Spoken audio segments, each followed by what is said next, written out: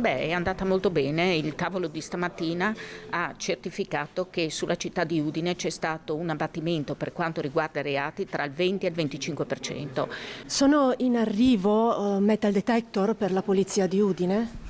Sì, ci stiamo confrontando in un tavolo anche con i sindacati e indubbiamente prenderemo tutte le dotazioni naturalmente interessate. Ma sicuramente positivo, i dati sono confortanti, nella nostra provincia diminuiscono i reati, diminuiscono i furti, c'è da lavorare ancora sull'incrementare i sistemi di videosorveglianza, che sono dei sistemi che aiutano sia le forze dell'ordine a fare un'attività più capillare sia a contenere effettivamente il fenomeno di furto. La nostra nuova convenzione di polizia locale, che da convenzione a 2 comuni passa a 4 e diventa corpo di polizia locale, sicuramente potrà essere un concreto aiuto anche in questo senso. Intanto abbiamo scoperto i numeri del 2025 e sicuramente sapere che abbiamo un decremento di atti predatori nei confronti del territorio di Campoformido di circa il 10%, parliamo dell'8% circa, è un dato sicuramente positivo. Ovviamente diverso rispetto alla percezione alle volte del territorio, ed infatti è stato uno dei motivi per cui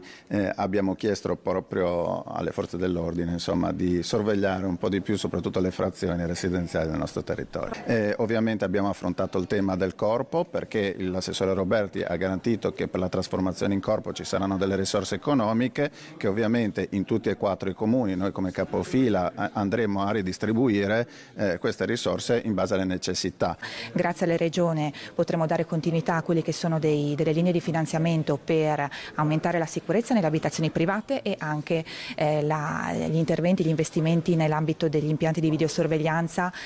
E oltre a questo le novità dal punto di vista progettuale che vorremmo avviare su Pasian di Prato sono i controlli di vicinato. Arriveranno i metal detector anche per la polizia locale di Pasian di Prato?